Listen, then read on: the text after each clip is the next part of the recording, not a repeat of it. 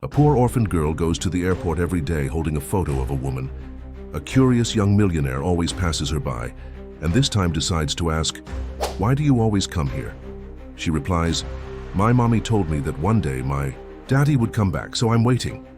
When she shows him her mother's photo, he goes into shock and starts crying non-stop. If this story interested you, subscribe to our channel, don't forget to like this video and tell us which city you're watching us from. We'll keep going. The bustling terminal of JFK International Airport pulsed with its usual chaotic rhythm. Travelers rushed past with their rolling suitcases, creating a symphony of wheels against polished floors. But amidst this perpetual motion, there was a constant. A small figure in an oversized red coat perched on the same metal bench every day after school. Sophie Martinez, age 7, sat with perfect posture, her tiny feet dangling above the floor. Her dark curls were neatly tied back with a ribbon that matched her coat, and her eyes, intelligent and searching, scanned the faces of arriving passengers with unwavering attention. In her small hands, she clutched a worn photograph, its edges softened from countless hours of handling. The airport staff had grown accustomed to her presence. Maria from the coffee cart would sometimes bring her hot chocolate, while security, Officer Thompson, made sure to wave hello during his rounds. They all knew her story, the little girl waiting for her father, who had gone away for work but promised to return. On this particular Tuesday afternoon, the terminal was especially busy due to weather delays on the East Coast. Business travelers in pressed suits moved through the space like determined atoms, their phones pressed to their ears, their attention divided between urgent calls and gate numbers. Among them was Alexander Chen, CEO of Tech Vision Enterprises, one of the country's leading technology companies. At 42, he carried success like a well-tailored suit, effortlessly, yet with the weight of countless sacrifices. His company was in the midst of a major expansion, which meant constant travel between offices and endless meetings with investors. He strode through the terminal. His mind was occupied with the morning's board meeting and the upcoming merger in Singapore, but something made him pause mid-step. Perhaps it was the splash of red against the terminal's neutral palette, or maybe it was the stillness of the child amidst the chaos. Whatever it was, it caught his attention enough to break through his usual singular focus. Alexander had passed through this terminal dozens of times in the past months, and now that he thought about it, he realized he'd seen this same little girl before, always alone, always watching, always in that oversized red coat that seemed to swallow her small frame. Something about her solitary vigil nagged at him, like a thread pulling loose from an otherwise perfect garment. He checked his watch. His next meeting wasn't for 3 hours. For once, he had time to spare. Walking closer to the bench, he noticed more details. The scuffed Mary Jane shoes, the carefully packed lunchbox beside her, the way she held that photograph as if it were a precious treasure map. The scene struck him as both endearing and somehow wrong. No child should be spending their afternoons alone in an airport. "Hello there," he said, keeping his voice gentle as he approached. "I've seen you here before, haven't I?" Sophie looked up at him with eyes that seemed far too serious for her age. She didn't appear afraid or shy, just cautious in the way children sometimes are when they've been taught well about stranger danger, but also possess an innate ability to read people. "Yes, sir," she replied politely. "I come here every day after school." "Every day?" Alexander found himself sitting down on the other end of the bench. "That's quite a commitment for someone your age. Are you waiting for someone?" Sophie nodded, her small fingers tightening around the photograph she held. "My daddy. Mommy says he had to go work far away, but he's going to come back." She tilted her head, studying him with that same serious expression. "Do you work far away too? You look like the people who always rush past with their important bags." Her observation made Alexander smile despite himself. "I do work far away. Sometimes," he admitted, "I travel a lot for my job." "Like my daddy," Sophie said with certainty. Then, after a moment's consideration, she held out the photograph she'd been clutching. "This is him with my mommy. It was taken before he had to leave." Alexander reached for the photograph more out of politeness than genuine interest, but as his eyes fell on the image, the busy airport terminal seemed to fade away. His fingers, went numb. The woman in the photograph, younger, smiling, caught in a moment of pure joy, was someone he knew, someone he had loved, someone he had left behind. Elena Rodriguez. The name hit him like a physical force, bringing with it a flood of memories he'd spent years trying to forget. The last time he'd seen her was 15 years ago, when he'd chosen his career over their relationship, accepting a position across the country that would eventually lead to his current success. He stared at the little girl beside him, really seeing her for the first time. The dark curls like Elena's, the determined set of her jaw, the way she held herself, but it was her eyes that made his heart stop. They were his eyes, looking back at him with an innocence he'd long lost. Alexander's hands trembled slightly as he handed the photograph back to Sophie. His mind was racing, calculating dates and possibilities, trying to make sense of what seemed increasingly impossible to ignore. 7 years old. The timing aligned perfectly with when he'd left Elena. "Your mother," he managed to say, keeping his voice steady despite the tornado of emotions inside him. "She works here at the airport." Sophie carefully tucked the photograph into the pocket of her red coat. "She works at the bookstore in Terminal B. She lets me wait here after school because she says it's safer than being home alone." She brightened. "Would you like to see my special spot? I can watch all the arriving flights from here, and sometimes the pilots wave at me." Before he could respond, a friendly voice called out, "Hey there, Sophie, hot chocolate time?" It was Maria from the coffee cart pushing her mobile station nearby. "Yes, please." Sophie's face lit up. She turned to Alexander. "Maria makes the best hot chocolate in the whole airport. She puts extra marshmallows in mine." Maria smiled warmly at the girl, then gave Alexander a curious but protective look. He recognized it as the gaze of someone who had appointed themselves as one of Sophie's unofficial guardians. "It's okay, Maria," Sophie assured her. "He's nice. He travels far away for work, just like my daddy." The words hit Alexander like another blow. He watched as Maria prepared Sophie's hot chocolate, adding, what indeed looked like extra marshmallows. The vendor's protective attitude told him that Sophie's presence here wasn't just tolerated. She had become part of the airport's daily fabric, her solitary waiting touching the hearts of everyone who encountered her. "How long have you been coming here?" he asked Sophie as she carefully sipped her hot chocolate. "Since I started first grade," she replied. "That's when Mommy said I was old enough to wait by myself. But I'm not really by myself. I have Maria and Officer Thompson and Miss Jenny from the gift shop." She paused, considering. "And now I have you too, right?" The simple question carried the weight of mountains. Alexander felt something shift inside him, a tectonic movement of priorities and possibilities. Here was this child, possibly his child, spending her afternoons waiting for a father who might never come, while he, the potential father, had spent years chasing success across the globe. "Yes," he heard himself say, "you have me too." Sophie beamed at him, and in her smile he saw Elena again, the way she used to smile at him before ambition and opportunity had drawn him away. He remembered their last conversation, the promises he'd made about returning, about building a future together, promises that had dissolved in the face of quarterly reports and shareholder meetings. "Tell me about your school," he said, partly to distract himself from the overwhelming rush of memories, and partly because he genuinely wanted to know. "What grade are you in now?" As Sophie launched into an enthusiastic description of her second grade class, her favorite teacher, Mrs. Thompson, and the science project she was working on about butterflies, Alexander found himself hanging on every word. She spoke with a mixture of intelligence and wonder that reminded him of himself at that age, before the world of business had hardened his edges. "And next week, we're having a father-daughter science fair," Sophie continued, her voice dropping slightly. "But I told Mrs. Thompson I probably can't participate because my daddy is working far away." She straightened her shoulders, putting on a brave face. "But that's okay.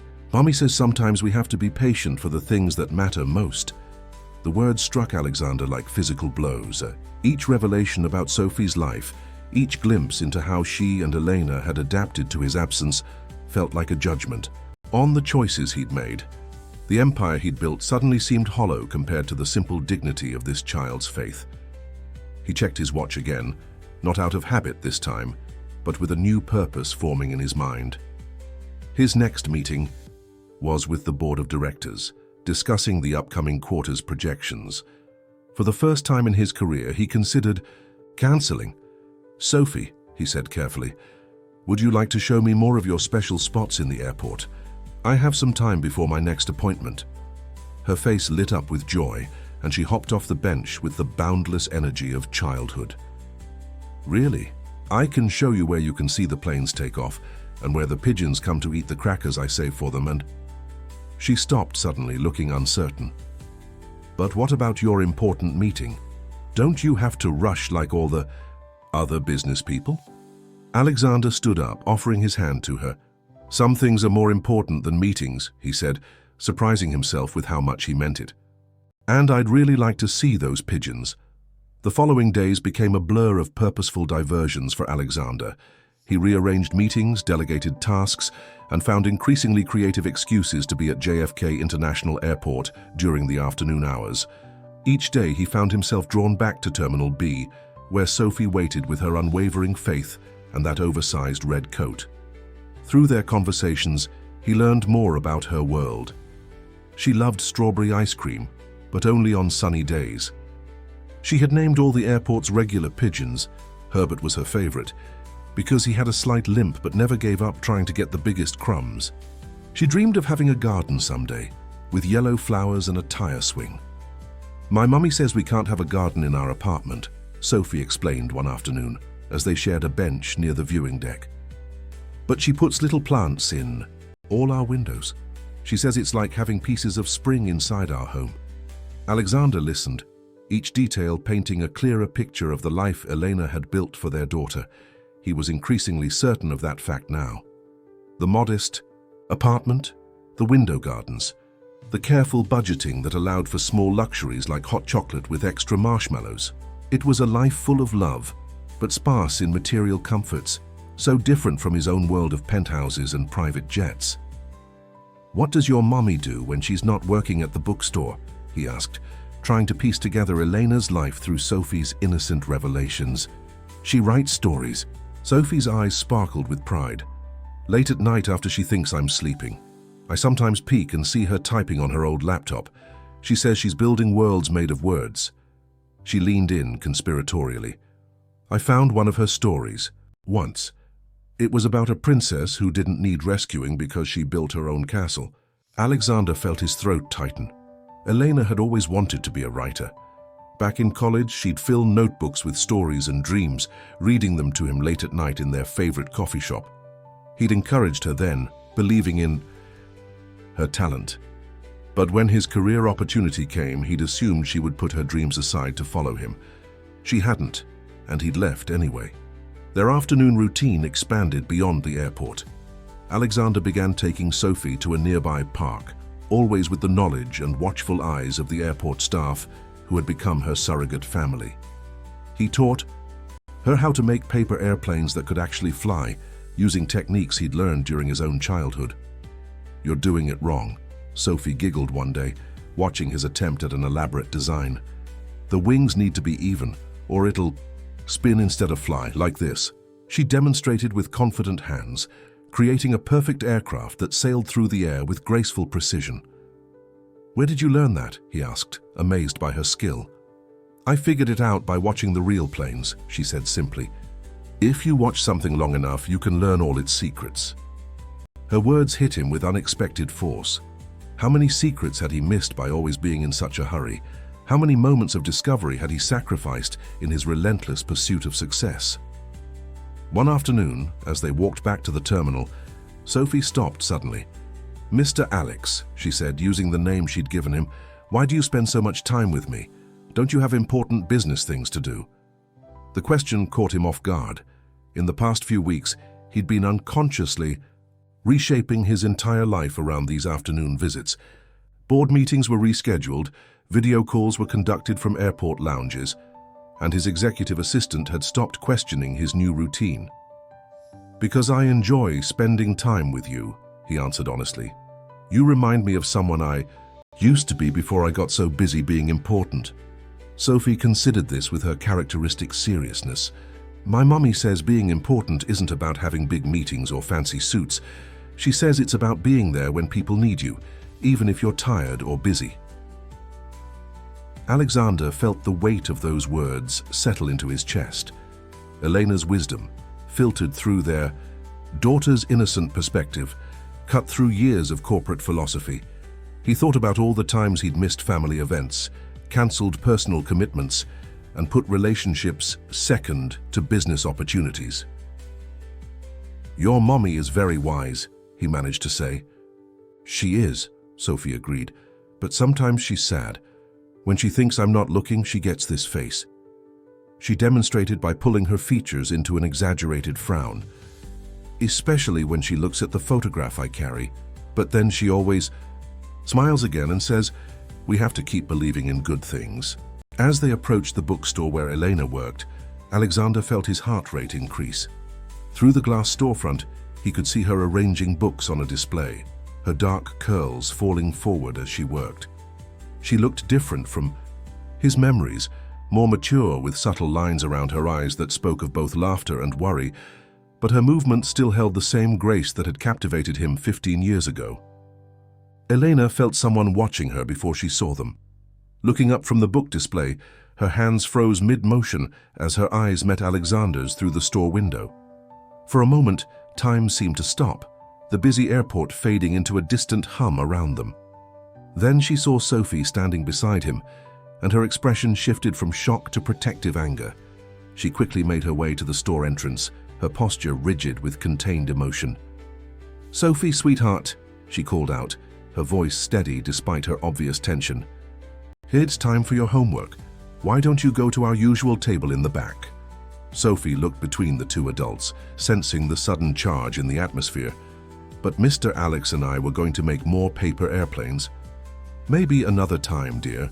Please go start your homework." Elena's tone was gentle but firm. Once Sophie was out of earshot, Elena turned to Alexander, her voice low and controlled. "What do you think you're doing?" "Elena, I can explain." "Explain what?" "How you've been. Spending time with my daughter without my knowledge. How you suddenly decided to appear in our lives after 15 years of silence." Her words were sharp but quiet, mindful of their public setting. Alexander glanced at the store interior, where Sophie had settled at a small table pulling out her school books. "I didn't plan this. I saw her in the terminal, recognized you in the photograph she carries. I couldn't just walk away." "Like you did before?" Eleanor's laugh was bitter. "That's exactly what you did, Alexander. You walked away when things got complicated, when your career called. You chose your path." "I didn't know," he said, his voice rough with emotion. "About Sophie. Did you know when I left?" Elena's expression softened slightly, a flash of old pain crossing her features. "I found out 2 weeks after you left. I tried to contact you, but you'd already changed your numbers, moved offices. Your family said you'd asked them not to share your new contact information. After a while, I stopped trying." The revelation hit Alexander like a physical blow. He remembered that time, his single-minded focus on building his career, his deliberate cutting of ties to avoid any distractions. He'd told himself it was necessary for success, that a clean break was kindest for everyone. "If I had known—" "What?" Eleanor interrupted. "You would have stayed? Given up your dreams of corporate success? We both know that's not true." She glanced at Sophie, who was concentrating on her math homework. "She's happy, Alexander. She has a good life, a stable life. I won't let you disrupt that on a whim of guilt or curiosity." "It's not a whim," Alexander protested. "These past weeks with her, Elena, she's incredible. She's smart and kind and sees the world in ways that remind me of everything I've forgotten about what really matters." "And what happens when your next big merger calls, when your board demands more of your time? Will you disappear again, leaving her with another broken promise to add to her collection?" The question struck at the heart of Alexander's growing internal conflict. His phone buzzed in his pocket, probably his assistant with updates about the Singapore deal. But for the first time in his career, he didn't reach for it. "I'm not the same person I was 15 years ago," he said quietly. "Meeting Sophie, seeing the life you've built for her. It's made me question everything I thought was important." Elena studied him for a long moment, her expression unreadable. "Prove it," she finally said. "Not with words or grand gestures. Prove it with consistency. Show up when you say you will. Be there not just for the fun moments, but for the hard ones too. Show me you can be the father she deserves before we even consider telling her who you really are." "You mean?" "Yes, she's yours. But biology doesn't make you a father, Alexander. Actions do. If you want a place in her life, you'll have to earn it. Not as the successful CEO, not as the man who can buy her anything she wants, but as someone who will be there every day. Through homework struggles and bad days and ordinary moments that won't make your company's highlight reel." Alexander looked at Sophie again, watching as she chewed her pencil, deep in thought over a math problem. Everything he'd achieved, every success he'd celebrated, suddenly seemed hollow, compared to the simple desire to help his daughter with her homework. "I want to try," he said. "Tell me how to start." Elena's professional mask slipped slightly, revealing a glimpse of the woman he'd once known. "Start by being exactly who you've been to her these past weeks. Her friend from the airport. Let her trust you naturally, not because of an obligation. And Alexander," her voice hardened again, "don't make me regret this." The glossy conference room on the 48th floor of Tech Vision Tower felt different now. Alexander sat at the head of the table, half listening as his executive team presented quarterly projections and expansion plans. His mind kept drifting to a small table in an airport bookstore where at this very moment Sophie would be doing her homework. "Mr. Chen," his CFO's voice cut through his thoughts. "About the Singapore merger." "Postpone it," Alexander said, surprising everyone, in the room including himself, "for at least 3 months. The silence that followed was heavy with shock. James Fletcher, his CFO of 8 years, cleared his throat. "Sir, we've been working on this deal for—" "I understand that, James, but I've been thinking about our approach." Alexander stood, walking to the floor-to-ceiling windows that overlooked the Manhattan skyline. "We're always rushing to the next big thing, sacrificing everything for expansion. Maybe it's time to consolidate what we have, focus on strengthening our foundation." He turned back to face his team, seeing the confusion in their expressions. These were people who had followed him through countless aggressive expansion campaigns, who had grown accustomed to his relentless pursuit of growth. "But the board," James began. "I'll handle the board," Alexander interrupted. "Schedule a meeting for next week and cancel my trip to Tokyo. We can do those meetings virtually."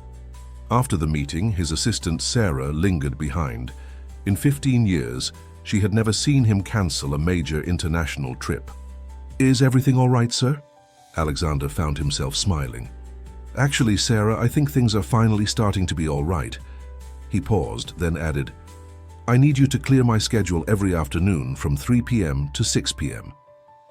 "Every afternoon?" Sarah's perfectly maintained professional composure slipped slightly. "But your standing appointments, move them to mornings or evenings. This is non-negotiable." He softened his tone. "There's something more important I need to attend to during those hours." Later that afternoon, Alexander sat in the airport park with Sophie, helping her with a particularly challenging science project. She was building a model of the solar system, and her determination to get the scale exactly right reminded him of himself at that age. "Jupiter has to be bigger than this," she insisted, frowning at the styrofoam ball they'd painted orange. "It's the biggest planet. It should be—" She scrunched up her face in concentration, doing mental calculations. "About 11 times bigger than Earth." "That's exactly right," Alexander said, impressed. "How did you know that?" "I read it in one of the books Mommy got me from the store. Did you know Jupiter has 79 moons? That's like having 79 little friends all floating around you all the time." Her enthusiasm was contagious, and Alexander found himself fully engaged in the project, forgetting about the stack of contracts, waiting for his review back at the office. They spent the next hour carefully painting planets, Sophie insisting on adding tiny rings around Saturn, using glitter she'd brought in her backpack. "Mr. Alex," she said suddenly, looking up from her work, "why don't you have any kids?" The question caught him off guard. "What makes you think I don't have kids?" "Because you're always alone when you come to the airport, and you spend so much time with me. If you had kids, wouldn't you want to spend time with them instead?" Her logic was disarmingly simple, and her words carried an unintentional weight that made his heart ache. "Sometimes," he said carefully, "grown-ups make choices that they later wish they could change." Sophie considered this while adding another layer of glitter to Saturn's rings. "Like what kind of choices?" "Like..." Alexander paused, choosing his words carefully. "Like working so much that you forget about the important things in life. Like family and love and spending time with people who matter." "Is that why you're different now?" Sophie asked, surprising him again with her perception. "The other business people always rush past me like they're being chased by something, but you stopped, and now you stay." Alexander felt something tighten in his chest. "Yes," he said softly, "that's exactly why I'm different now." "I'm glad you stopped rushing," Sophie declared, returning to her project. "Because rushing people never see the good stuff, like how Herbert the pigeon has learned to hop on both legs now, or how the sunset makes the airplane wings look like they're made of gold." From across the park, Alexander noticed Elena watching them from the bookstore entrance. Her expression was complex, a mixture of concern, curiosity, and something softer that he couldn't quite identify. When their eyes met, she didn't look away immediately as she usually did. Instead, she gave him a small, almost imperceptible nod. It wasn't forgiveness, not yet, but it was acknowledgement of his presence, of his efforts, of the changes he was trying to make. For now, that was enough. The father-daughter science fair was approaching, and Sophie's solar system project was nearly complete. She had insisted on adding small details that weren't strictly necessary, but made the model uniquely hers, like tiny spacecraft drawn in metallic pen, exploring between the planets, and constellations painted on the black backdrop in glow-in-the-dark paint. "But who's going to present it with you?" Alexander asked one afternoon, trying to keep his voice casual despite the tightness in his chest. They were putting the finishing touches on the display, and Sophie was carefully attaching labels to each planet. "Oh," Sophie's hands stilled for a moment. "I told Mrs. Thompson I probably couldn't participate in the presentation part, since it's a father-daughter thing." She forced a bright smile. "But she said I can still display my project, and maybe next year." She trailed off, and Alexander felt the familiar ache of missed opportunities. Before he could respond, Eleanor appeared with 2 cups of hot chocolate from Maria's cart. "How's the project coming along?" she asked, handing them the drinks. Her eyes met Alexander's briefly, and he saw his own pain reflected there. "It's almost done," Sophie brightened immediately. "Mr. Alex helped me get the sizes right, and look," she pointed to the tiny spaceships. "He showed me how to make them look like they're really floating." Eleanor studied the model carefully, then looked at Alexander with an unreadable expression. "Sophie," she said finally, "what would you think about having Mr. Alex come to the science fair with you?" Sophie's eyes widened. "Really? But it's supposed to be for fathers." "Sometimes," Eleanor said softly, "family can be the people who choose to be there for us, who show up when we need them." She glanced at Alexander again. "If Mr. Alex is willing." "I'd be honored," Alexander said quickly, his heart racing. "That is, if you'd want me to, Sophie." Sophie looked between them, her expression a mixture of hope and uncertainty. "But what if the other kids ask questions?" "Then we'll tell them the truth," Elena said firmly. "That Mr. Alex is someone who cares about you and wants to support you. That's all anyone needs to know right now." The day of the science fair arrived bright and clear. Alexander had cancelled a board meeting to be there, ignoring the flurry of concerned messages from his executive team. He arrived early, wearing a casual sweater instead of his usual suit. Elena had suggested he dress more like a friend than a CEO. The school gymnasium was filled with excited chatter and the controlled chaos of dozens of science projects being set up. Sophie wore her red coat over a special dress Elena had bought for the occasion, her hair tied back with a ribbon that matched the solar system's backdrop. As they set up their display, Alexander noticed other fathers helping their daughters and felt a complex mixture of emotions. He was here participating in this moment, but under a pretense. The truth of his relationship to Sophie remained unspoken, a secret heavy in his chest. And this, Sophie was explaining to the judges, her voice clear and confident, is the asteroid belt between Mars and Jupiter. Did you know that there are millions of asteroids here? But they're not really as close together as movies show them. There's actually lots of space between them. Alexander stood beside her, holding the small spotlight they'd brought to demonstrate how sunlight affects different planets. He watched as Sophie handled each question with enthusiasm and knowledge, her eyes shining with excitement as she shared everything she'd learned. "What made you interested in space?" one of the judges asked. "I spend a lot of time watching planes at the airport," Sophie explained. "And one day I started wondering what was beyond them up in space. My mom got me books about astronomy, and Mr. Alex helped me understand the really complicated parts." The judge smiled, looking between Sophie and Alexander. "It's wonderful that you two worked on this together. You must be very proud of your daughter." Before Alexander could correct him, Sophie spoke up. "Mr. Alex isn't my dad," she said matter-of-factly. "He's my friend from the airport, but he helps me learn things and never makes me feel bad when I ask lots of questions, and he makes the best paper airplanes, even though he pretends I'm better at it." The simple honesty of her words struck Alexander deeply. In trying to prove himself worthy of being her father, he had somehow become something equally valuable, a trusted friend. Later, as they celebrated Sophie's first-place ribbon with ice cream, strawberry for her, chocolate for him, and vanilla for Elena, who had joined them after her shift, Alexander watched Sophie chattering excitedly about the other projects they'd seen. She was gesturing with her spoon, careful not to drip ice cream on her ribbon, and in that moment he made a decision. He would tell her the truth. Not today, not tomorrow, but soon. She deserved to know.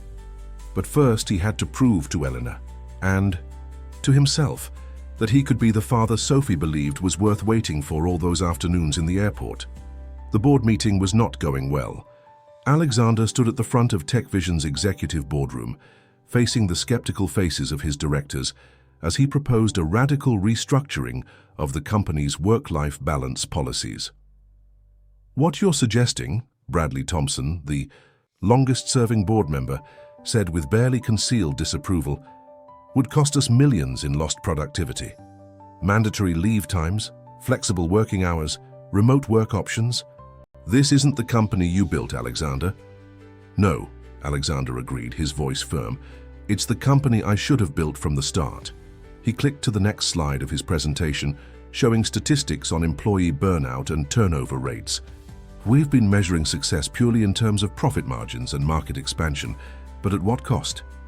He thought of Eleanor, raising Sophie alone while pursuing her writing dreams in stolen midnight hours.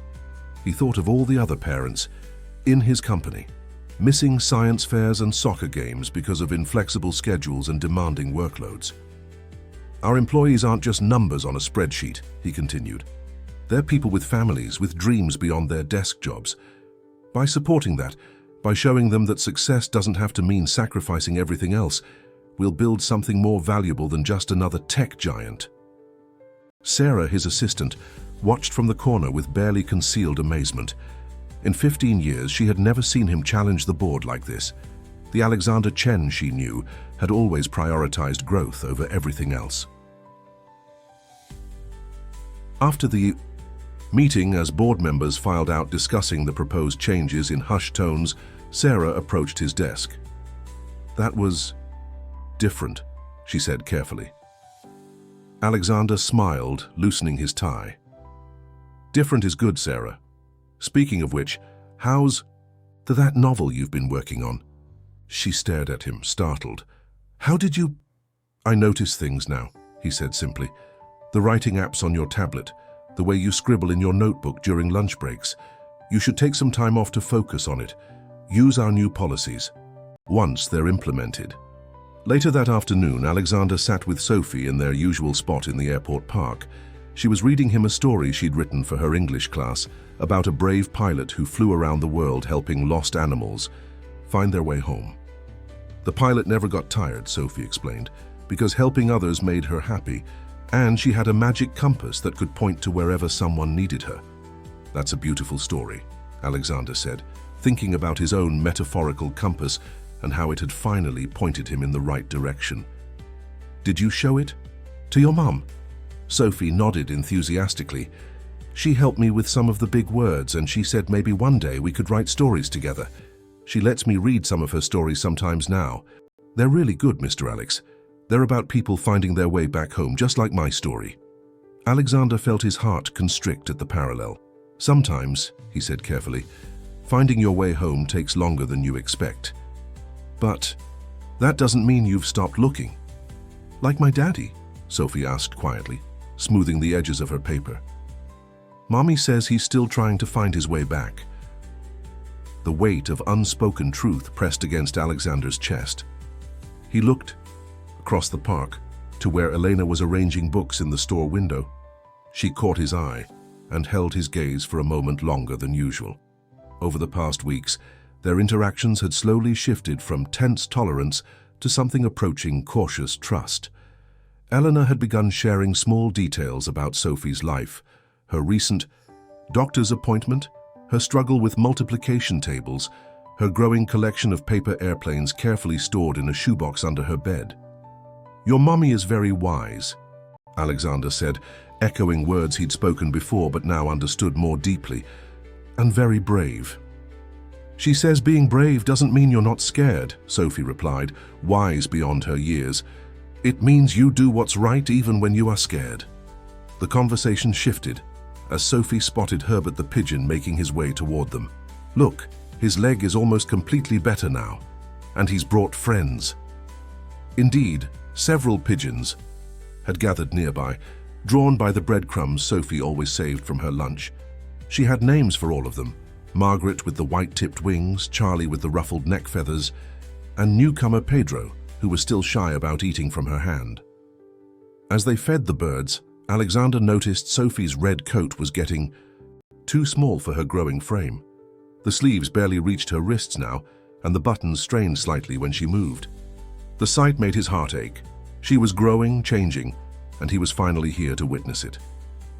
Sophie, he said suddenly, would you and your mom like to visit the Natural History Museum this weekend?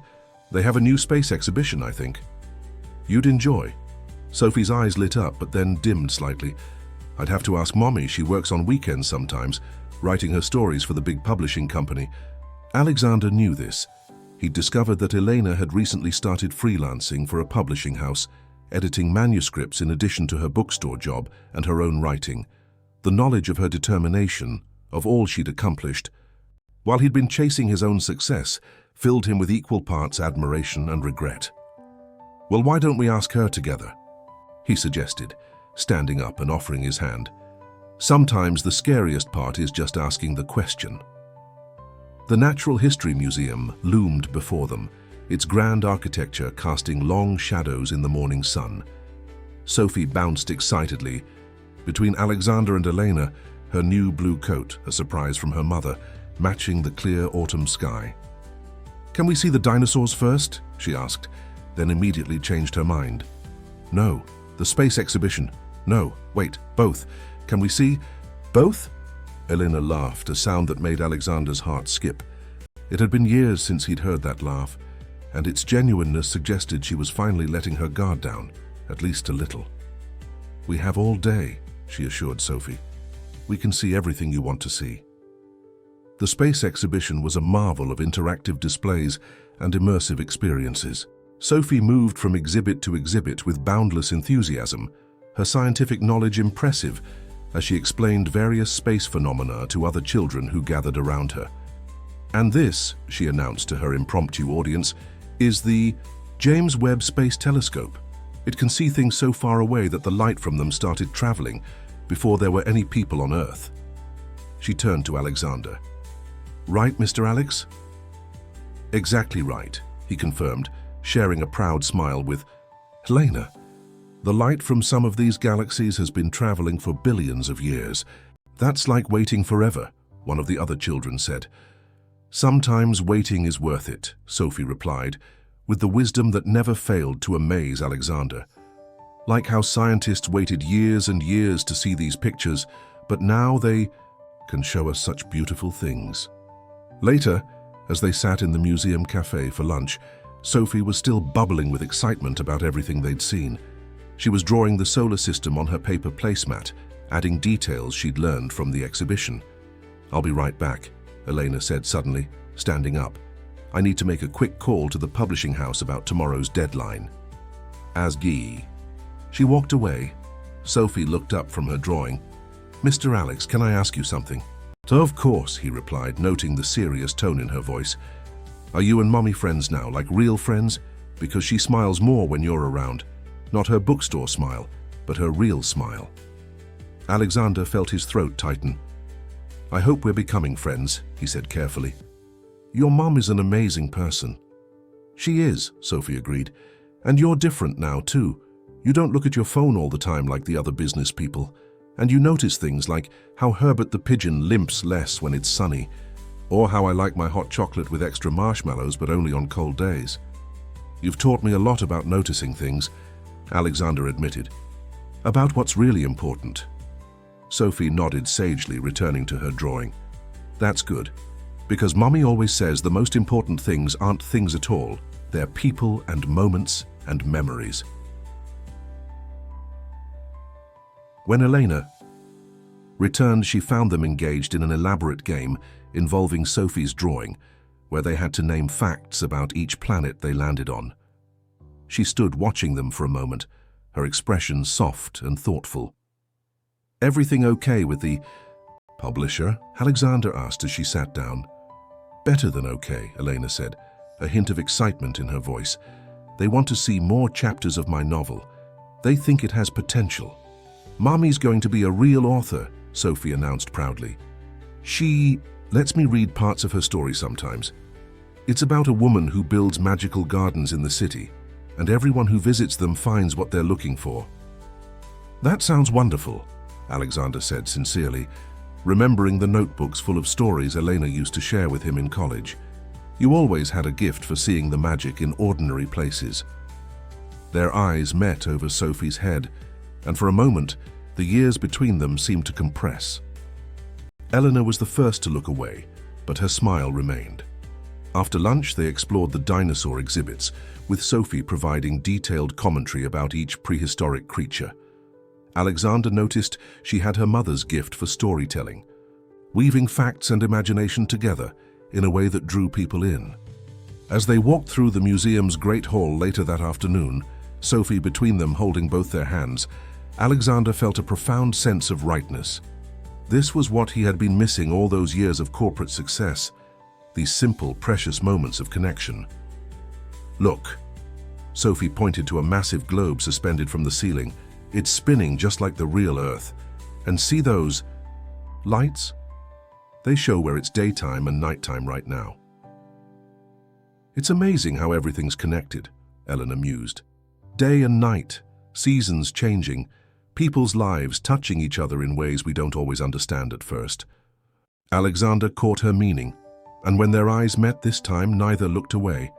Something was shifting between them, like tectonic plates moving imperceptibly beneath the surface, slowly reshaping the landscape of their shared world. The autumn weather was turning colder, and Sophie's new blue coat had become a regular sight at the airport. Alexander noticed she still kept the old red one, carefully folded in her backpack, just in case. Some habits, he was learning, were hard to let go of, like his own instinct to check his phone during quiet moments, though he fought it more successfully now. One particularly chilly afternoon, as they sat in the airport cafe instead of their usual spot in the park, Sophie was unusually quiet. She stirred her hot chocolate slowly, watching the marshmallows dissolve into tiny white islands. "Is everything okay?"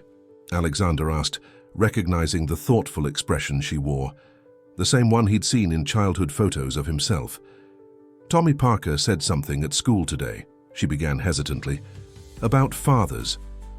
Alexander felt his heart rate increase. What did he say? He said, Sophie took a deep breath. He said that if my daddy really wanted to come back, he would have found a way by now. That grown-ups can do anything if they really want to.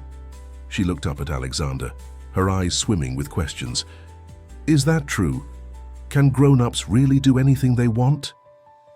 Alexander set down his coffee cup carefully, buying time to compose his thoughts. Tommy Parker doesn't understand everything about being a grown-up, he said finally.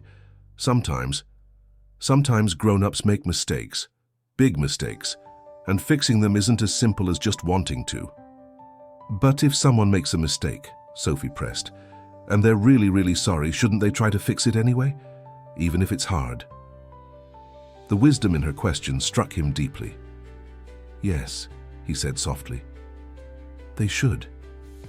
And sometimes they do try, but they have to be careful about how they fix things so they don't cause more hurt in the process. Sophie seemed to consider this. Like when I broke Mommy's favorite mug. I wanted to fix it right away with super glue, but she said we needed to clean up all the pieces first and make sure we had them all before we could put it back together properly. Exactly like that, Alexander said, amazed at how perfectly her analogy fit. Sometimes rushing to fix something can make it worse. Mr. Alex, Sophie's voice was quieter now, can I tell you a secret? Of course.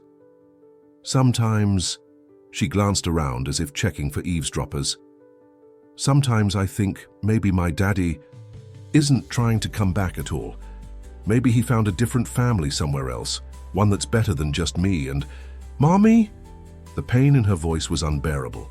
Alexander had to grip the edge of the table to keep from reaching out and telling her everything right then.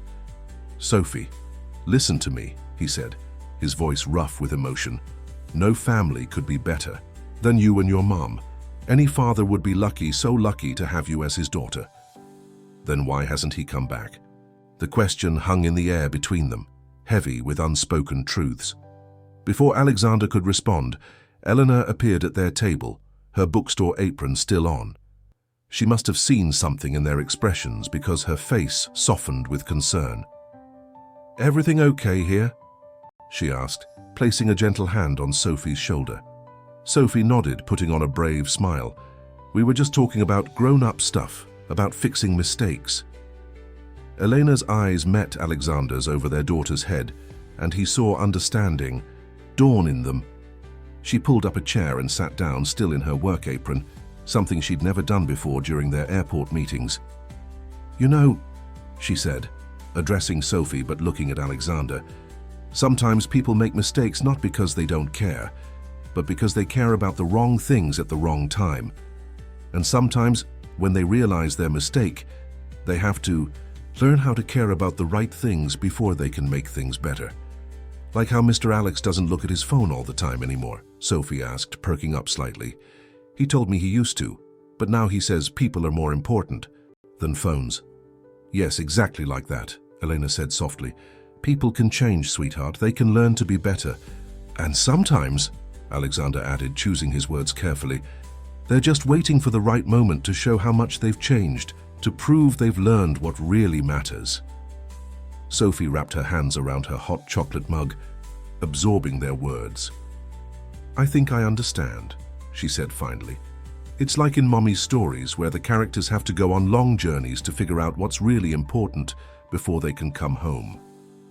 Your mom's stories are very wise, Alexander said, catching Elena's eye again. Speaking of which, how's the novel coming along? Elena's face brightened slightly. Actually, the publisher wants to meet next week. They're interested in offering a contract. Mommy's going to be a real author, Sophie exclaimed, her earlier melancholy forgotten in her excitement for her mother. And she said when she gets her first book published, we can maybe get a bigger apartment, one with a little garden.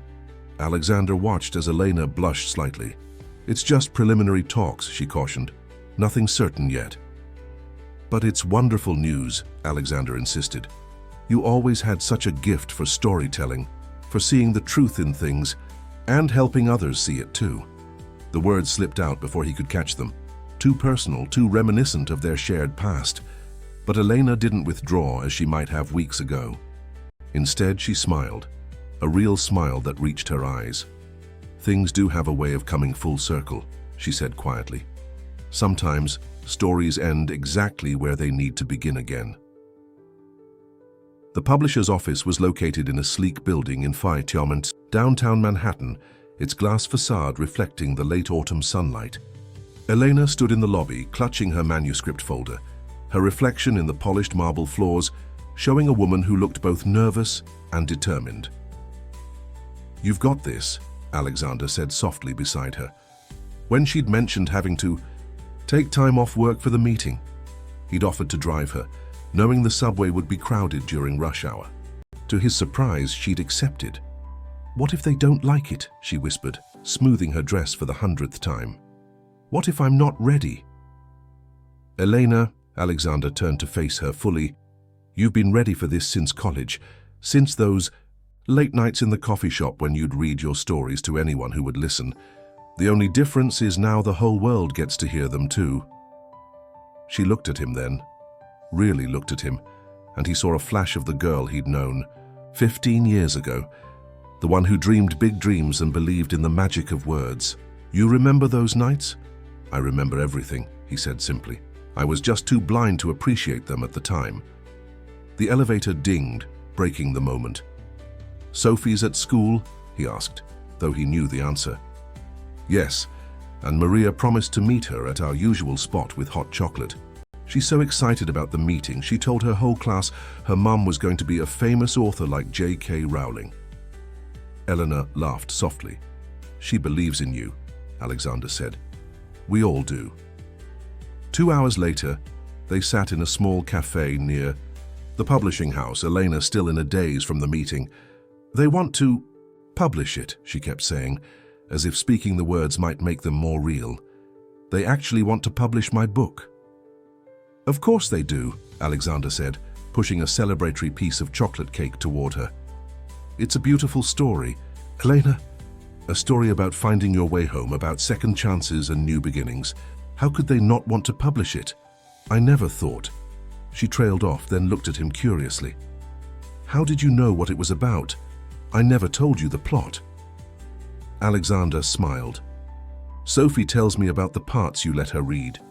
About the woman who builds magical gardens in the city, helping people find what they're looking for. She says it's her favorite story because it's about believing in magic, even when things seem impossible." Eleanor's eyes softened.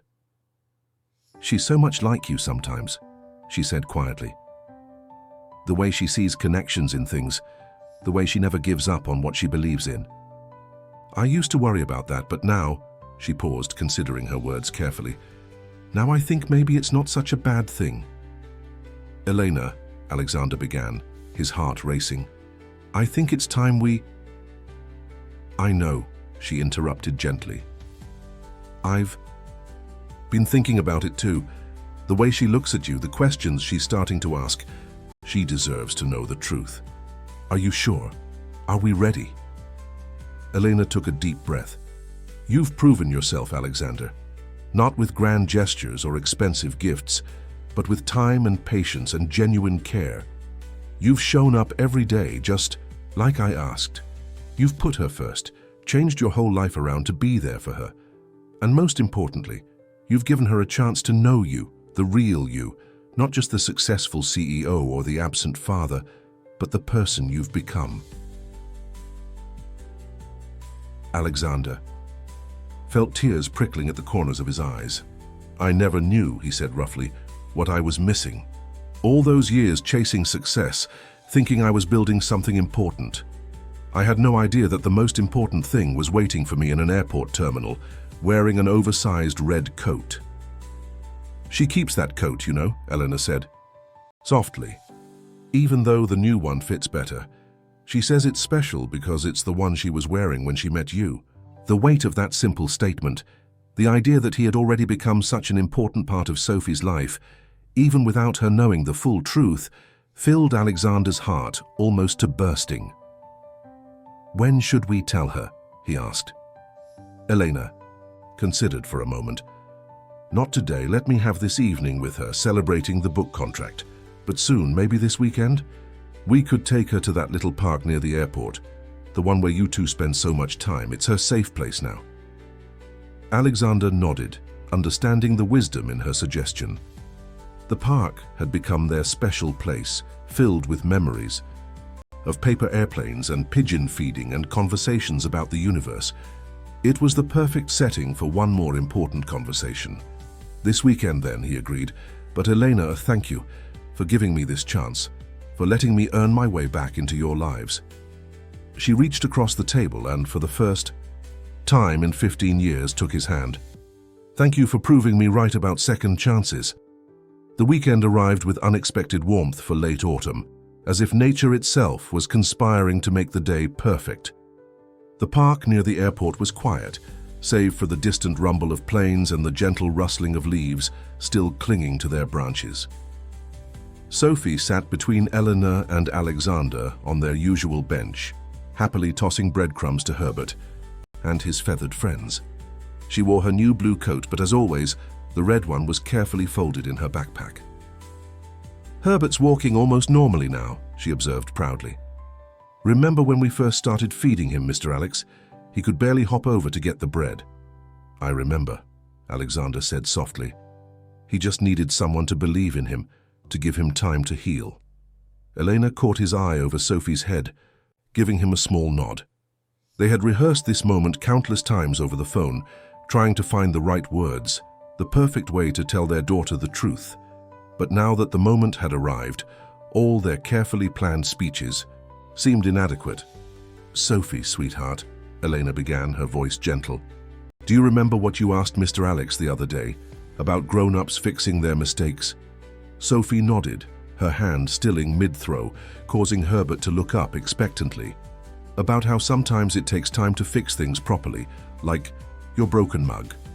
That's right, Elena continued. And sometimes when grown-ups make mistakes, they have to work very hard to show they've learned and changed before they can make things right again. Sophie looked between them, her expression growing serious. She had always been perceptive, quick to sense when important conversations were happening. Is this about my daddy? Alexander felt his heart constrict. In a way, he said carefully. Sophie, remember how you showed me that photograph when we first met? The one you carry with you. She nodded, automatically reaching for her backpack where the photograph was safely tucked away. Could you show it to us again? Elena asked softly. Sophie pulled out the worn photograph, handling it with the same care she always did. It showed a younger Elena, smiling broadly at the camera, standing next to a man whose features were now far more familiar to Sophie than they had been months ago. Sophie, Alexander said, his voice thick with emotion, look at the man in the photograph, really look at him. She stared at the image, then up at Alexander, then back at the photograph. Her eyes widened slowly as recognition dawned. But that's... She looked at her mother, questions flooding her expression. Eleanor wrapped an arm around Sophie's shoulders. Yes, sweetheart, Mr. Alex is your father. The words hung in the air, weighty with 15 years of waiting. Sophie sat perfectly still, her small hands gripping the photograph tightly. All this time, she whispered. You were here all this time? No, Alexander said quickly, honestly. I wasn't here. I made a terrible mistake many years ago. I left to build my company, thinking success meant having the biggest business, the most money. I didn't know about you then, and when your mum tried to find me, I had made myself impossible to reach. But you came back, Sophie said, her voice small. You found us at the airport. No, sweetie, Elena corrected gently. You found him with your faithful waiting, your unwavering belief. You brought him back to us. Sophie looked at the photograph again, then at Alexander, seeing him with new eyes. That's why you stopped rushing, she said slowly. That's why you noticed things, like how I like my hot chocolate and how Herbert limps less in the sunshine. Yes, Alexander admitted, being with you, learning to see the world through your eyes, it taught me what really matters. You taught me how to be a father, Sophie, even before you knew I was yours. But why didn't you tell me right away? There was hurt in her voice, but also curiosity. Because, Elena explained, we needed to be sure. Sure that the changes Mr. Alex, your father, was making were real and lasting. Sure that he was ready to be the kind of father you deserve. Like how you made me practice my piano scales for a whole month before letting me learn the new song, Sophie asked, to make sure I was ready. Alexander couldn't help but smile. Even in this moment of profound revelation, she found ways to make sense of adult complexities through her own experiences. Exactly like that, he said. I needed to prove to your mum, to myself, and most importantly to you, that I could be someone you could count on. Not because of who I am or what I own, but because of how much I care about you. Sophie was quiet for a long moment, processing. Herbert the pigeon hopped closer, perhaps sensing the importance of the moment, or maybe just hoping for more breadcrumbs. Can I... She hesitated, then gathered her courage. Can I call you Dad? Alexander felt tears spill down his cheeks, not caring who saw them. Nothing in the world would make me happier. Sophie looked at her mother, who was also crying, though she smiled through her tears. Then, with the simple directness of childhood, she wrapped her arms around Alexander's neck and hugged him tightly. I knew you'd find your way back, she whispered. I just didn't know you were already here. The days following the revelation took on a dreamlike quality. Sophie insisted on carrying both the old photograph and a new one, a selfie taken in the park right after their conversation, showing all three of them with tear-stained smiles and hope-filled eyes. At the airport terminal, where Sophie still liked to spend her afternoons despite no longer needing to wait, the regular staff noticed the change immediately. Maria from the coffee cart was the first to comment, her eyes twinkling as she brought their usual hot chocolates. So, she said, smiling at Sophie, I see you finally found what you were waiting for. Sophie beamed, proudly holding Alexander's hand. He was here all along. He's my dad, Maria. Can you believe it? Somehow, pequeña, Maria said softly, looking between Alexander and Sophie with knowing eyes. I'm not surprised at all. Sometimes the best things in life are right in front of us, just waiting to be recognized. The transition wasn't without its awkward moments. Sophie would sometimes catch herself calling him Mr. Alex before switching to Dad, and occasionally she'd grow quiet, overwhelmed by the adjustment. But these moments were handled with patience and understanding from both Alexander and Elena. One afternoon, as they sat in the bookstore after closing time, Sophie organizing her growing collection of space books, while Elena and Alexander talked quietly, she suddenly asked, Does this mean I don't have to wait in the airport anymore? Elena and Alexander exchanged glances. You don't have to, Elena said gently. Your father is here now. But I like it there, Sophie insisted. It's where our family came together. And Herbert still needs his breadcrumbs, and Maria makes the best hot chocolate, and... She paused, looking uncertain. Is it silly to want to keep waiting even though what I was waiting for already came true? Alexander moved to sit beside her on the floor. It's not silly at all. That place is special to all of us now. We don't have to wait there anymore, but we can still make it part of our story. Maybe instead of waiting, it can be where we meet every day, where we share our adventures and dreams. Sophie considered this, then nodded. Like a family tradition. Exactly. Elena joined them on the floor, creating a small circle among the bookshelves. And speaking of traditions, I was thinking, now that the book contract is signed, maybe we could look for that apartment with a garden we talked about. Sophie's eyes widened. Really? A real garden? Well, Elena glanced at Alexander. Your father and I have been talking. There's a house for sale not far from here. It has a backyard where we could plant flowers, maybe set up that tire swing you've always wanted. And it has room for a dog, Alexander added, watching Sophie's face light up even more. If you'd like that. A dog? Sophie could barely contain her excitement. Like in the stories about the pilot helping lost animals find their home. Just like that, Eleanor smiled. But Sophie, you understand this means changes, right? Big changes. Are you ready for that? Sophie looked between her parents, her expression suddenly serious. Is it okay if I'm a little scared, even though I'm also happy? Of course it is, Alexander assured her. Remember what your mom always says about being brave? That it doesn't mean you're not scared, Sophie recited. It means doing what's right even when you are scared. She straightened her shoulders. And this feels right, doesn't it? All of us together. Elena reached out and took Alexander's hand, completing their circle. Yes, sweetheart, this feels exactly right. Then I'm ready, Sophie declared. But can we still come to the airport sometimes? To see Herbert and Maria and remember how we became a family? Always, Alexander promised. Some places become part of who we are. They're where our most important stories begin. Sophie smiled, then reached into her backpack and pulled out the old red coat. Maybe we can keep this here in the bookstore, so we never forget about waiting and believing and finding our way back home. Elena wiped away a tear. That's a beautiful idea, sweetheart. We can display it right here next to the children's books about hope and family and never giving up. They sat together among the books, planning their new life. A plane roared overhead. Not a sound of goodbye anymore, but a reminder of how their story had begun. Through the bookstore window, they could see the airport terminal where a little girl in a red coat had once waited patiently, believing in the power of love and second chances. Dad? Sophie said, testing the word that still felt new but increasingly right on her tongue. Yes, sweetheart. Thank you for learning how to stop and notice things. Thank you for finding your way back. Alexander pulled his daughter close, reaching for Elena's hand at the same time. Thank you for waiting, he whispered. Thank you for helping me remember what really matters. The house they chose was a Victorian-style gem with faded blue shutters and a wraparound porch that seemed to embrace visitors before they even reached the front door. But it was the backyard that had sealed the deal.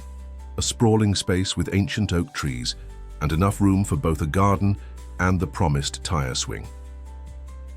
Sophie stood in what would be her new room, surrounded by boxes and possibility. The walls were still bare, waiting for her space posters and the solar system model she'd made with Alexander.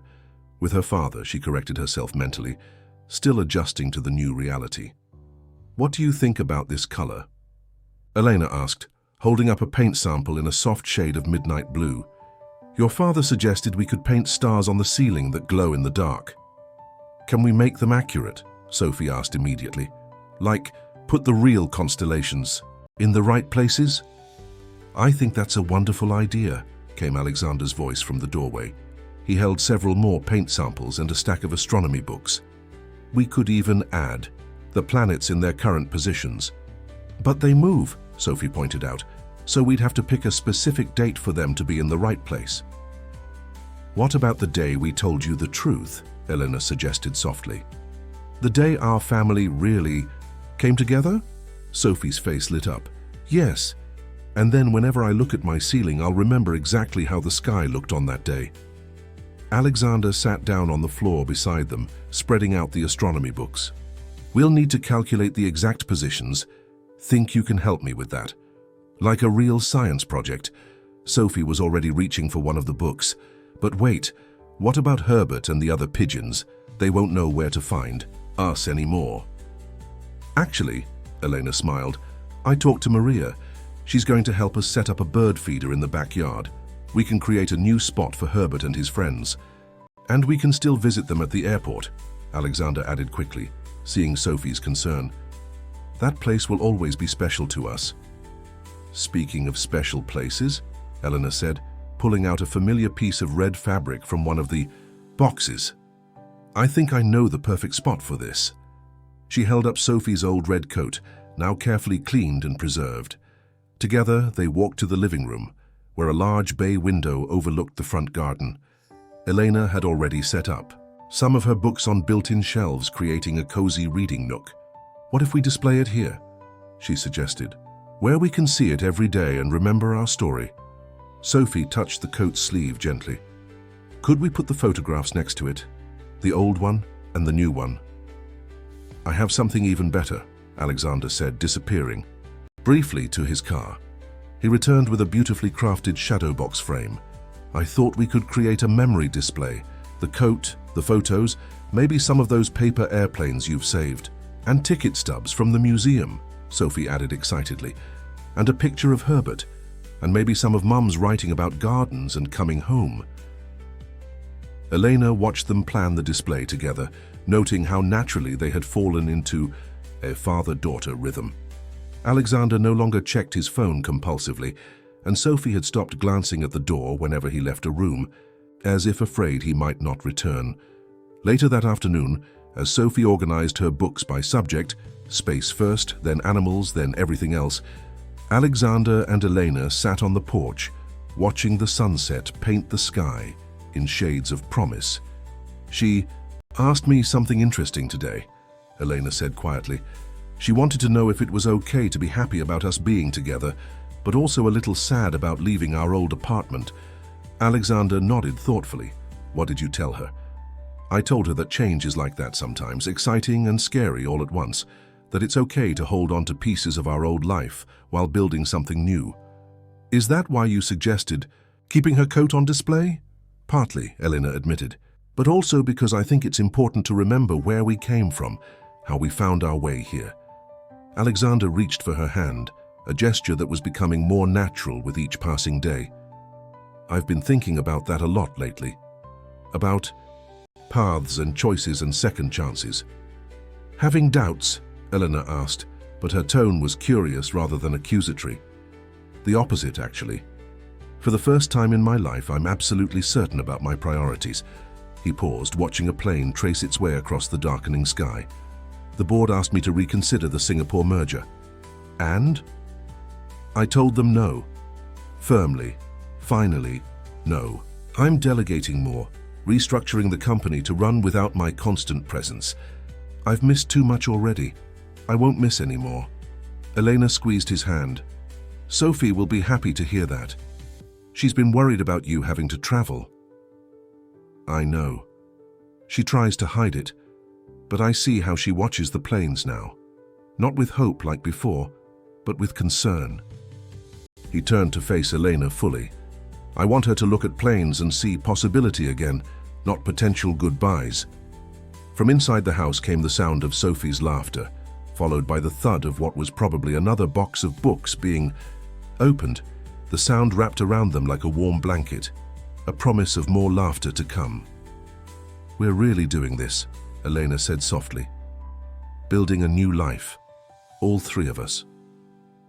Are you scared? Alexander asked, echoing their daughter's earlier question. Elena smiled, the same smile that had captured his heart in college, terrified and completely, utterly happy. The first night in their new home brought unexpected challenges. Sophie, exhausted from a day of unpacking and exploring, couldn't sleep in her new room. The shadows were different, the sounds unfamiliar, and even the stars they'd carefully painted on her ceiling seemed strange in the darkness. Dad, she called out softly, testing the word that still felt new on her tongue. Could you tell me a story? Alexander, who had been helping Elena organize her writing space downstairs, appeared in the doorway. What kind of story would you like? One about being brave in new places, Sophie said, making room for him to sit on her bed. Like how Herbert had to be brave when his wing was hurt and he had to learn to walk differently. Alexander settled beside her, noting how she clutched her old astronomy book like a security blanket. Did I ever tell you about my first day of school in a new city? Sophie shook her head, curling closer. I was about your age, and everything felt strange and a little scary.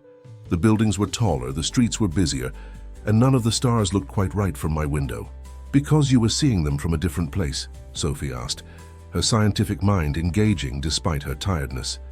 Exactly. But then my teacher taught me something amazing. She showed me that no matter where you are, some stars stay constant. The North Star, for instance, always points the same way. Like a compass, Sophie murmured, remembering their conversations about navigation. Just like that. And she told me that changes are like that too.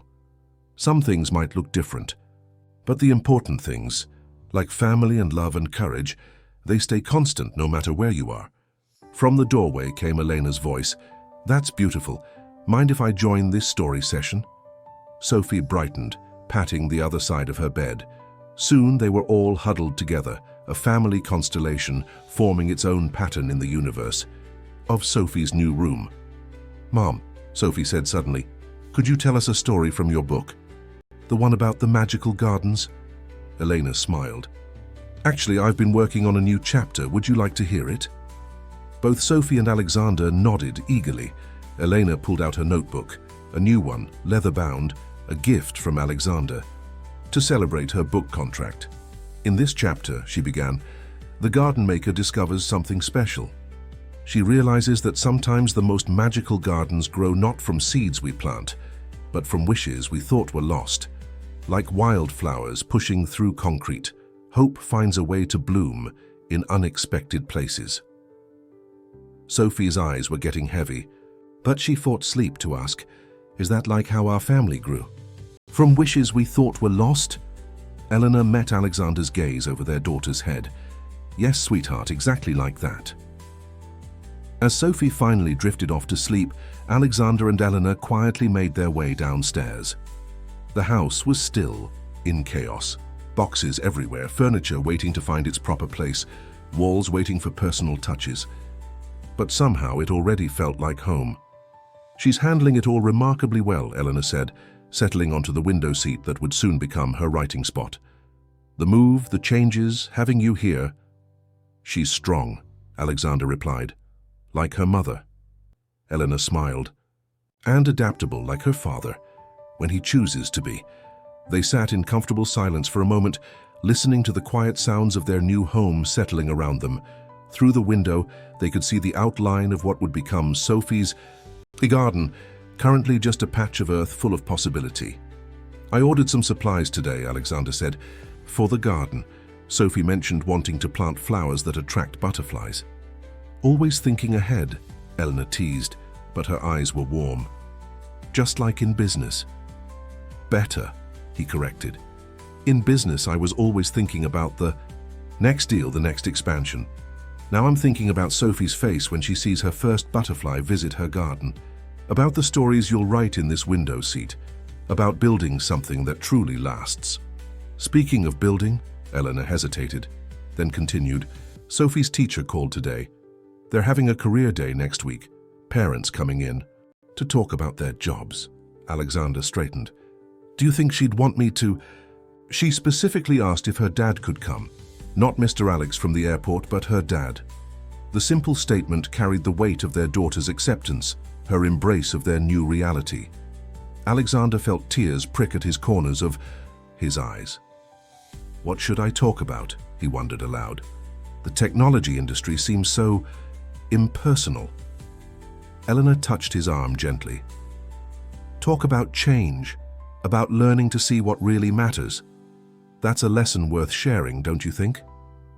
From upstairs came a small sound, Sophie probably adjusting to her new space.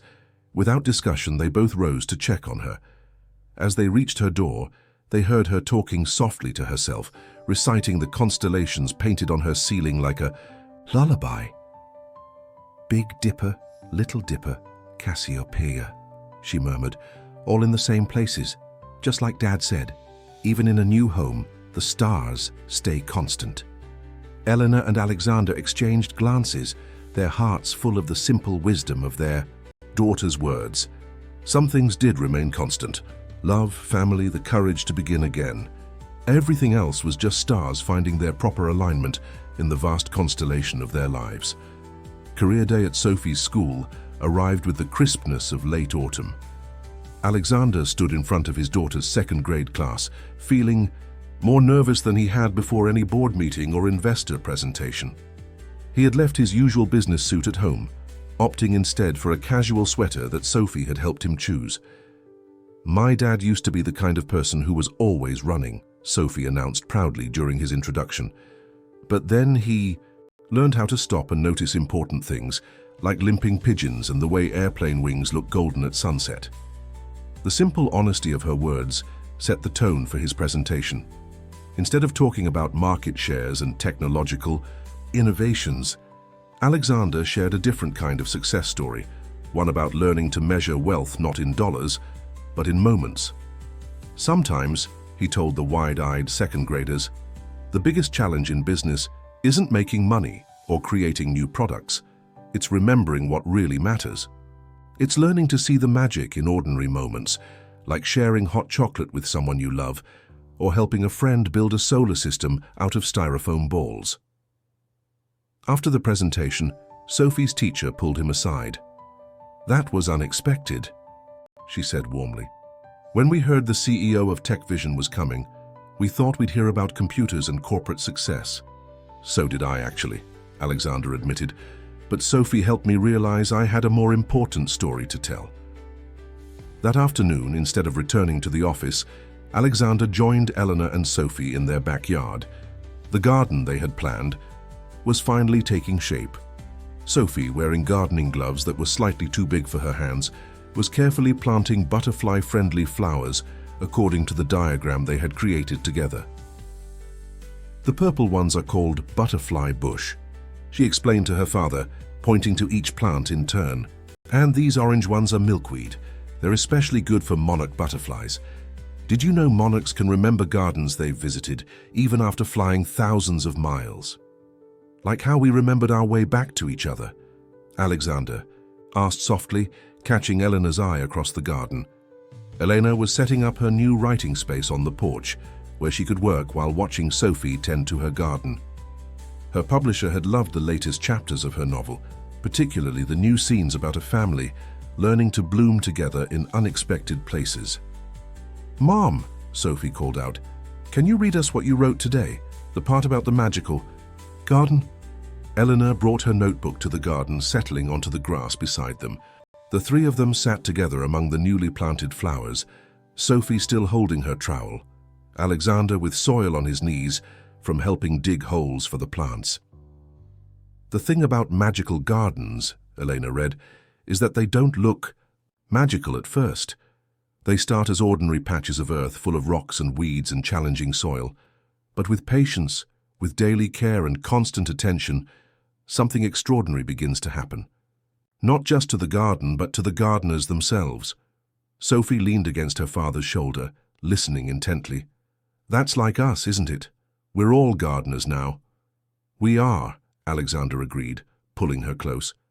"And look what we're growing together." He gestured not just to the physical garden taking shape around them, but to all of it. The house with its warm lights beginning to glow in the approaching dusk, the porch where Elena wrote her stories, the tire swing he and Sophie had hung together last weekend, all of it evidence of roots taking hold of new life blooming. "Dad," Sophie said suddenly, using the word with increasing confidence, "can we do something special this weekend?" "What are you thinking, sweetheart? Could we visit the airport? Not because we're waiting anymore, but because—" She paused, searching for the right words. "Because it's part of our garden too, isn't it? A different kind of garden where our family first started growing." Elena set down her notebook, moved by their daughter's insight. "That's beautiful, Sophie. And you're right. Some places become part of our story, part of what helps us grow. We could bring Herbert and his friends some special treats," Alexander suggested, "and maybe have hot chocolate with Maria, show her pictures of your butterfly garden." "And visit my red coat in the bookstore," Sophie added, "to remind us about believing in magic even when we can't see it growing yet." As if on cue, a flash of orange caught their attention, the first butterfly to visit their new garden, testing the freshly planted flowers with delicate curiosity. Sophie held her breath, watching it float from bloom to bloom. "See?" Eleanor whispered.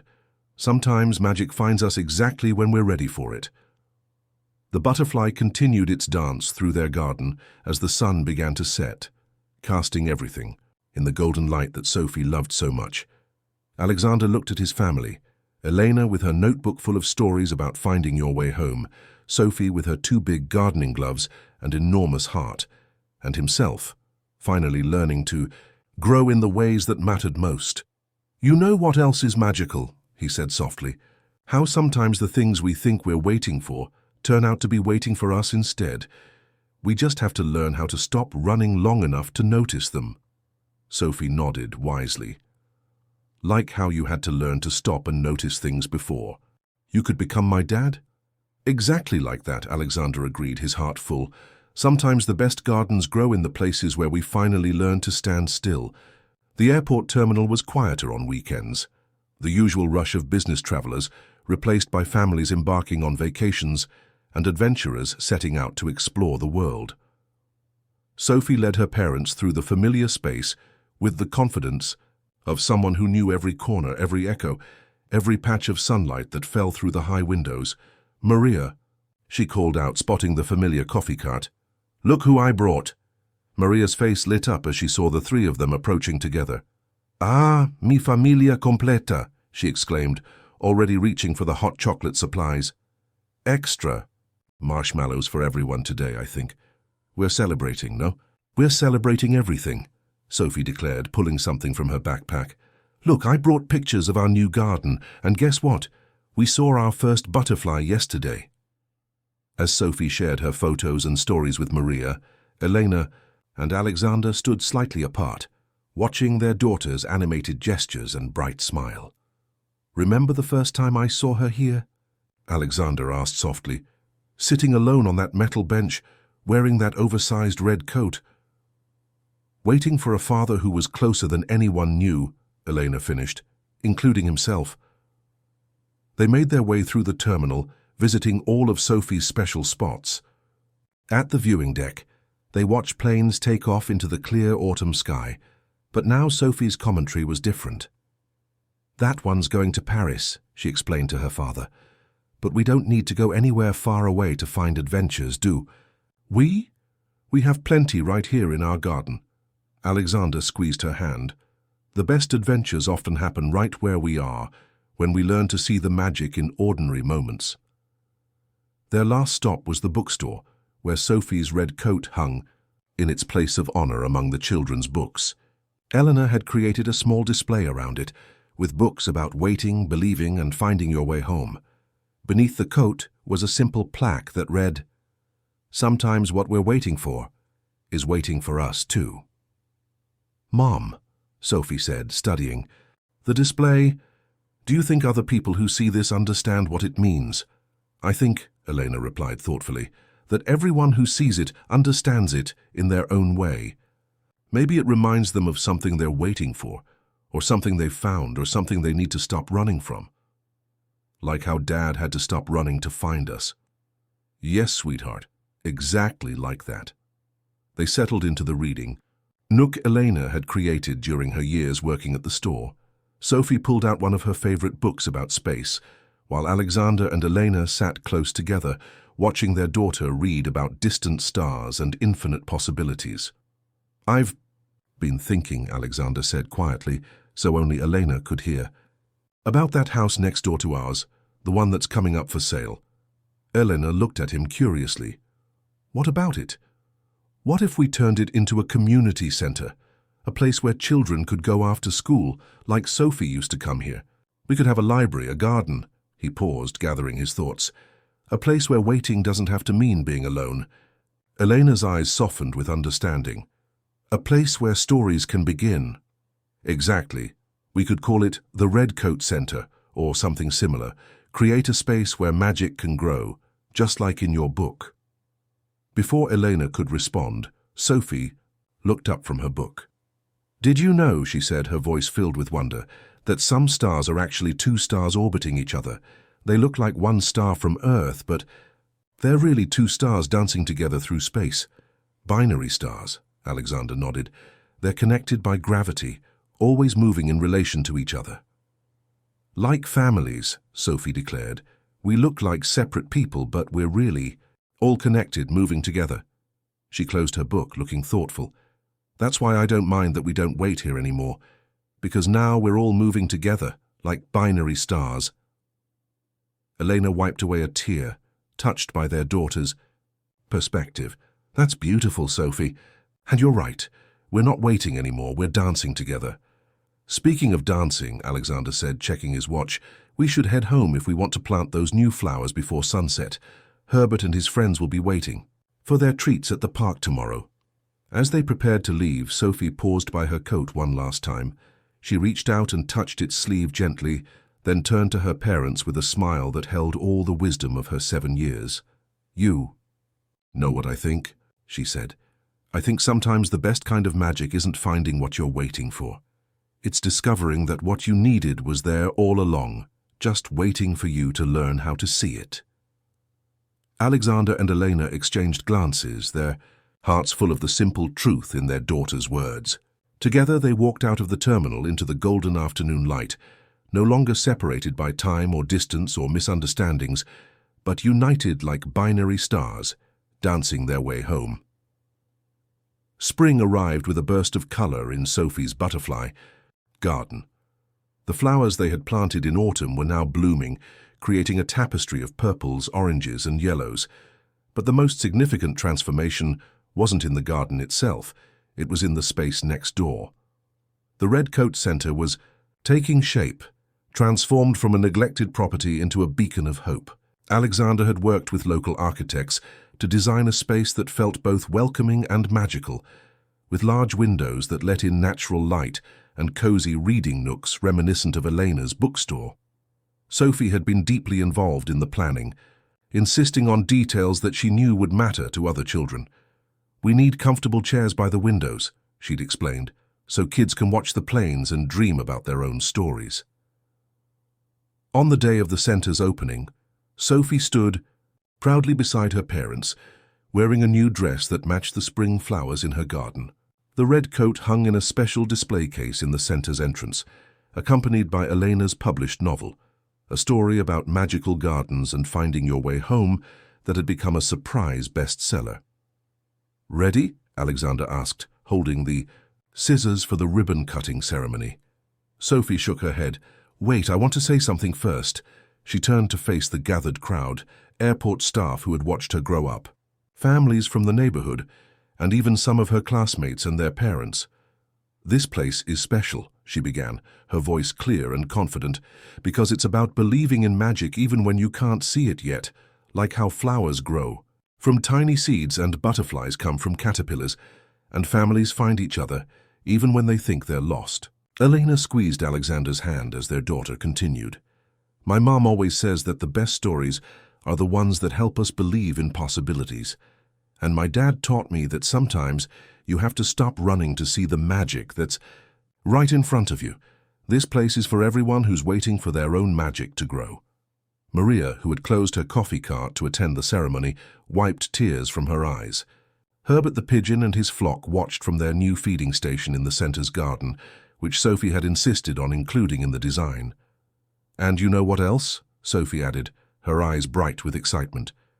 "Every kid who comes here gets their own journal, like the one my mom uses for her stories, because everyone has magic inside them, waiting to grow into something beautiful."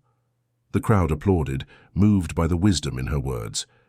Alexander knelt down beside his daughter, offering her the scissors. "Would you like to do the honors?" Together, they cut the ribbon, officially opening the Red Coat Center. Inside, children immediately gravitated to the reading nooks and art stations. The walls were decorated with quotes from Elena's book and astronomical charts showing constellations, bringing together all the elements of their family's story. A special room had been designated as the garden room, with large windows overlooking both Sophie's butterfly garden and the airport in the distance. Here children could work on homework, read, or simply watch planes take off while waiting for their parents. But unlike Sophie's solitary waiting, they would have books, activities, and caring staff to keep them company. "Look!" Sophie suddenly exclaimed, pointing to her garden visible through the windows. A group of monarch butterflies had arrived, dancing among the flowers they had planted together. They remembered, just like I said they would. "Of course they did," Elena smiled. "Some places have a way of calling to hearts that need them, whether they're butterflies or people." Alexander watched as Sophie excitedly explained to other children how to identify different butterfly species. She had grown so much in the past months, not just in height, but in confidence and understanding. The little girl in the oversized red coat had blossomed into someone who helped others find their own magic. "She's amazing," he whispered to Elena. "How did we get so lucky?" "We didn't just get lucky," Elena replied softly. We learned to see what was important. We learned to stop running and start growing. She paused, watching as Sophie demonstrated her paper airplane technique to a group of fascinated kids. And now we're helping others learn the same lesson. Maria approached them, carrying a tray of her famous hot chocolate. For the family. That taught us all how to believe in magic, she said warmly, offering them cups topped with extra marshmallows. As they sipped their hot chocolate, a plane took off overhead, its wings catching the spring sunlight and turning golden, just as Sophie had described so many times. But now, instead of representing distance and separation, it seemed to symbolize the infinite possibilities that open up when hearts find their way home. "Dad," Sophie called out, "come help me show everyone how to make paper airplanes that can do loops. And Mom, maybe you could read a chapter from your book?" Alexander and Elena exchanged smiles before joining their daughter. Around them, the Red Coat Center hummed with life and possibility, a garden of hope growing from the seeds of their own story. 1 year had passed since a little girl in a red coat sat alone in an airport terminal, waiting for a father she believed would return. Now, on a warm spring evening, Sophie stood in her flourishing garden, surrounded by butterflies and the love of both her parents. The Red Coat Center had become a second home, not just for her, but for dozens of children in the community. Each day, young faces pressed against the windows, watching planes take off while working on homework or reading stories. No child waited alone anymore. Instead, they shared their dreams and hopes with others who understood the magic of believing. Elena's novel had touched hearts across the country, inspiring other communities to create similar spaces. Alexander had transformed Tech Vision into a company that prioritized family and community, proving that success could be measured in smiles as well as profits. "Mom! Dad!" Sophie called out from her garden. "Look what I found." Eleanor and Alexander joined their daughter, who was carefully examining a chrysalis attached to one of her butterfly bushes. "It's about to open," she explained excitedly. "The butterfly inside has been waiting, growing, changing, just like we did." They watched together as the chrysalis began to quiver, the miracle of transformation unfolding before their eyes. Slowly, deliberately, a monarch butterfly emerged, its wings gradually expanding in the warm sunlight. "You know what today is?" Sophie asked, her eyes still fixed on the butterfly. "It's exactly 1 year since you told me you were my dad, since we stopped waiting and started growing together." Alexander pulled his daughter close, reaching for Elena's hand at the same time. "How did you remember the exact date?" "Because it's marked on my ceiling, remember? In the stars we painted?" "They show exactly how the sky looked that day." Elena smiled, remembering how carefully they had mapped those constellations. "And now we have a new constellation to add to our story," she said, nodding toward the butterfly as it took its first tentative flight. The butterfly rose into the air, its orange wings catching the golden light that Sophie loved so much.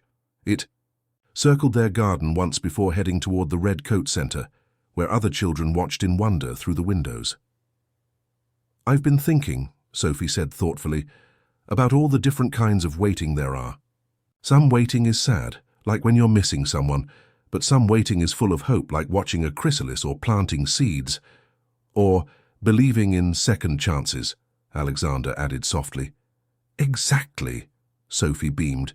"And sometimes, the best part isn't even what you're waiting for. It's who you become while you're waiting." From the Red Coat Center came the sound of children's laughter. A group of kids was learning to make paper airplanes, guided by one of the center's volunteers. Through the windows, they could see Sophie's old red coat in its display case, still telling its story of patience and belief. "Should we go help with the paper airplane lesson?" Eleanor suggested, knowing how much Sophie loved sharing her expertise. "In a minute," Sophie said, her voice suddenly serious. "First, I want to tell you both something important." Her parents knelt beside her in the garden, surrounded by the flowers they had planted together, and the butterflies that had made their space a home. "I used to think I was waiting for my dad to come back," Sophie began, her words carrying the weight of wisdom beyond her years. "But now I understand that we were all waiting to become the family we were meant to be.